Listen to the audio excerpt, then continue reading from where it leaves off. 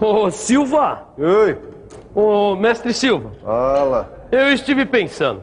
Até as máquinas mais modernas são compostas basicamente de máquinas simples. A roda, o plano inclinado, a alavanca.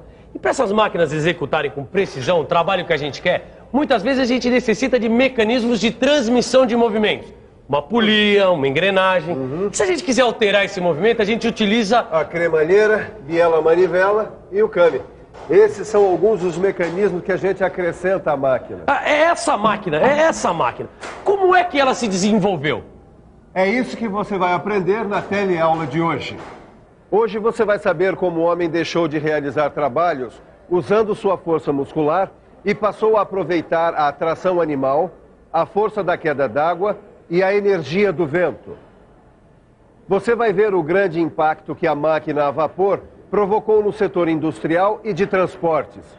E o emprego da eletricidade como fonte de energia, o que acabou culminando na automação das máquinas.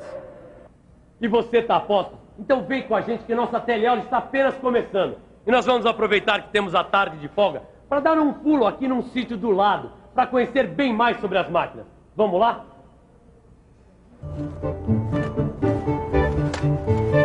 Ei, Tito, a mania de mecânica pegou você mesmo, hein, rapaz? Nem seu dia de folga você pensa em outro assunto? Ah, você que falou que aqui era o melhor lugar para se fazer um piquenique e para aprender sobre as máquinas. E por acaso o seu mestre velho de guerra já decepcionou você? É. É aí, seu Juca. Moendo milho aí pra criação, né? Fazendo o que era pros pintinhos. Ah. Tito, o homem percorreu um longo caminho até chegar à máquina CNC que você tanto adora. No começo, tudo era o uso da força muscular. Também pudera, era praticamente tudo manual. Os produtos eram feitos um a um. E a qualidade deles ficava na mão de quem? Dos artesãos. Tô certo, seu Juca? Certamente assim. A humanidade foi crescendo e foi crescendo também o consumo de produtos. O mundo passou a exigir uma produção cada vez mais rápida e cada vez em maior quantidade. O homem foi construindo máquinas mais complexas. Primeiro, começou a usar a força de elementos da natureza, diminuindo o seu trabalho muscular. Construiu máquinas a tração animal. Ao usar o moinho de tração animal, o homem percebeu que o trabalho poderia ser acelerado. Até hoje ele é usado quando é a única solução possível. Ainda existem moendas de cana puxadas por burros. E em muitas olarias, as prensas de barro são a tração animal. O homem começou a usar também a força da água. Aonde havia água em abundância, o homem construiu a roda d'água, que era para aproveitar a força hidráulica como fonte de energia. Repara uma coisa, Tito. A água faz o papel do animal. Ela cai sobre a roda com os pás e faz a roda girar. Ah, agora eu entendi. O homem foi aproveitando a energia natural do ambiente, dando soluções diferentes conforme as disponibilidades do lugar. Rapaz inteligente esse. E qual é a outra grande fonte de energia natural que o homem usa? Vamos pensar um pouco? Vamos pensar um pouco. Já falamos da água, da tração animal, está faltando... Ah, já sei! O vento. Em locais onde se venta muito, como na Holanda, se aproveita a força dos ventos. São os moinhos de ventos. A força do vento faz o trabalho do homem. Também é assim nos barcos a velas. Mais uma vez, a natureza a serviço do homem. No início, as máquinas eram feitas de madeira, mas o aumento da produção acabou provocando também um aperfeiçoamento dessas máquinas. Novos materiais passaram a ser empregados e também foram desenvolvidos novos processos de fabricação. Dá só uma olhada nesse torno antigo aqui. Ele tem partes em madeira e partes em ferro. O torno foi uma das primeiras e mais importantes máquinas utilizadas na fabricação de peças. Nos primeiros tornos, o movimento de rotação da máquina era gerado por pedais. A ferramenta ficava na mão do operador que dava forma ao produto. Pensando bem, não devia ser nada fácil ser torneiro mecânico naquela época. O cara tinha que ser uma fera. ter muita habilidade. Ele tinha que pedalar, segurar a ferramenta com uma mão e ainda dar forma ao produto. Eu, hein? Não era essa moleza que é hoje de vira a manivelinha aqui, aperta o botãozinho ali, o bicho pegava. Imagina um mecânico daquela época se visse um torno CNC. Com o decorrer do tempo e para facilitar a vida de todos nós, Tito, a ferramenta foi fixada à máquina, surgindo então a máquina-ferramenta. Que beleza, hein? Quer ver quantas máquinas-ferramentas surgiram? Muitas, dependendo do tipo de trabalho a ser realizado. A máquina-ferramenta aumentou ainda mais a capacidade de produção e melhorou a qualidade do produto final. Os tornos representaram um grande avanço para a mecânica.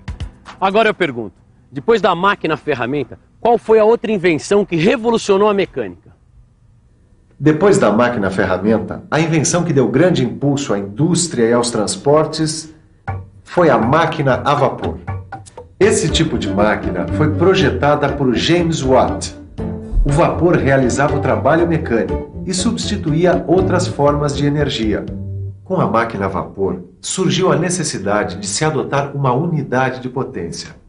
Foi então criado o cavalo-vapor, ou CV, unidade que é usada até hoje.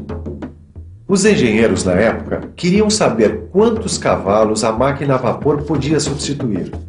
Convencionaram então que um cavalo era capaz de levar uma carga de 75 kg-força a 1 metro de altura em 1 segundo. Ou seja, um trabalho de 75 kg por segundo.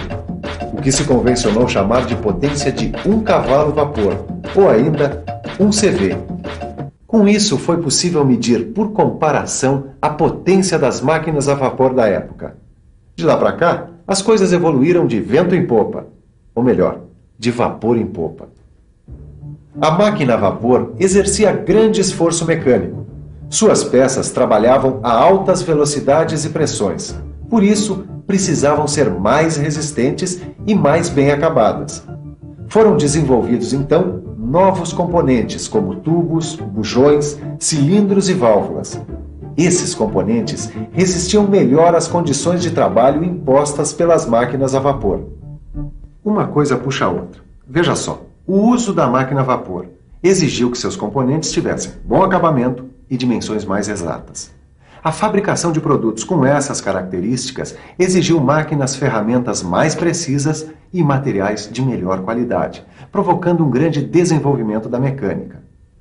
E o aperfeiçoamento das máquinas aumentou o rendimento e representou um fator importante na atividade industrial. Uma coisa puxa a outra. Durante muito tempo, quem puxava os vagões de carga e de passageiros era Maria Fumaça. Essa aqui foi construída em 1912 e ainda continua nativa, fazendo trajetos turísticos. Vamos dar uma olhada melhor e subir aqui na cabine. Olha só, aqui ficava o maquinista e daí ele dirigia o trem. E aqui o foguista, onde ele colocava lenha na fogueira, ou melhor, na fornalha, para manter a caldeira sempre fervendo e produzindo vapor. A Maria Fumaça é um bom exemplo de uma máquina a vapor para a qual foram desenvolvidos componentes bem resistentes que aguentassem o esforço que realizava. Ela tinha 1.200 cavalos de potência e chegava a alcançar uma velocidade de 90 km por hora. Eu nunca imaginei que a invenção da máquina a vapor fosse tão importante para o desenvolvimento da mecânica. E isso foi entre 1700 e 1800, lá na Inglaterra. Tito, sabe, eu sempre quis ser um Joseph Whitworth, o pioneiro no aperfeiçoamento das máquinas-ferramentas. É o meu grande ídolo, cara. Projetar como ele instrumentos para a medição de peças. Peraí, não foi ele que padronizou os perfis e passos de roscas? Foi. Por isso se chama Sistema Whitworth. E é usado até hoje na fabricação de porcas e parafusos. O cara era um gênio, mas um gênio. Antes dele, Tito, a mecânica era um caos. Os elementos das máquinas não eram normalizados. Então, uma peça que era feita numa oficina não se encaixava com outra que era feita em outro lugar. Não havia intercambiabilidade entre as peças. Agora, depois dele, não. Depois dele, a mecânica nunca mais foi a mesma coisa. A mecânica deu um grande salto. A produção artesanal foi se transformando em produção industrial. E esse processo acelerou o desenvolvimento do setor produtivo. Surgiram vários tipos de máquinas e de sistemas mecânicos. Macacos, prensas, tornos. Foram desenvolvidas também outras máquinas para realizar outros trabalhos com metais.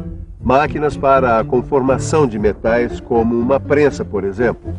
No final do século passado, outra descoberta do homem acelerou em muito o desenvolvimento industrial. Vamos ver se alguém por aqui sabe nos dizer qual foi. Eu acho que o telefone celular foi uma grande descoberta, a televisão moderna, TV a cabo. Acho que o transporte, o metrô principalmente. Medicina. Telégrafo. Tudo isso são invenções do homem. Agora, uma grande descoberta que impulsionou muito a indústria foi o uso da eletricidade como fonte de energia. Vamos ver como tudo isso começou. Bom, pega um pedaço de lã, um retalho, como está aqui, assim. Isso mesmo. Aí você pega um pedaço de papel, uma tesoura ou com a mão mesmo, você pica ele em dezenas de pedacinhos. Agora você corta no outro sentido e você já tem os pedacinhos de papel. Isso mesmo. Agora pega um objeto de plástico, uma caneta, um pente como esse aqui e esfrega. Esfrega na lã. Mas esfrega bastante, aí com vontade e sem preguiça. Aí depois que você esfregou bastante, o que será que acontece se você aproximar o pente dos pedacinhos de papel, hein? Tcharam! Exatamente. Os pedacinhos de papel são atraídos pelo plástico que foi esfregado na lã. Quem descobriu isso, há 25 séculos atrás, foi o filósofo grego Tales. Ele observou que esfregando uma barra de âmbar, que é uma espécie de plástico, em um pedaço de lã, ela atraía pequenos pedaços de pena e palha. Bom, a palavra grega para designar âmbar é elétron. É daí que vem o nome eletricidade. Somente no final do século passado é que a eletricidade começou a ser utilizada como fonte de energia. Surgiram os motores elétricos. E a partir daí, então, é que a indústria se desenvolveu mais rápido ainda. As outras formas de energia foram aos poucos substituídas por motores elétricos, que movimentavam as máquinas sem ocupar muito espaço de instalação. Para aumentar a produção, surgiram no final do século passado as primeiras máquinas automáticas. As máquinas automáticas fabricam grandes quantidades da mesma peça sem perder a qualidade e a precisão. Com as máquinas automáticas, o homem pode usar muito mais o cérebro do que os músculos. Quer ver um exemplo? Enquanto essa estampadora mecânica faz 24 mil parafusos por hora, se fosse um operário num torno mecânico, levaria muito mais tempo. Ele faz 8 mil parafusos por dia. Com essa máquina, os parafusos saem todos assim, idênticos, iguaizinhos e com muita precisão. Com as máquinas automáticas, a atividade industrial pode se espalhar. Elas possibilitaram o desenvolvimento da indústria automobilística e também de vários outros setores, como a agricultura, o comércio e o transporte.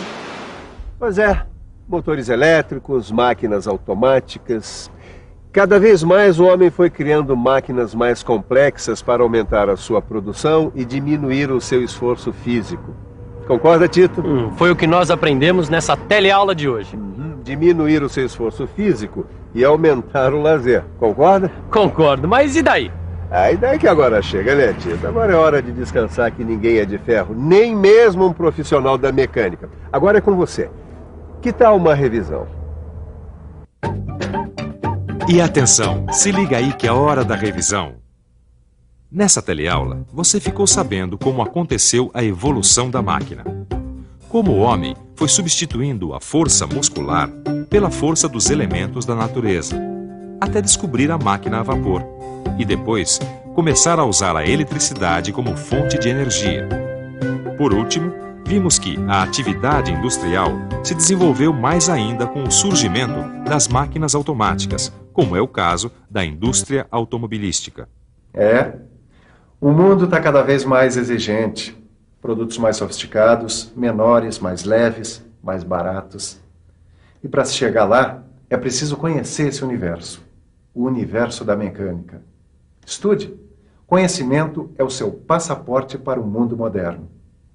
Até a próxima teleaula.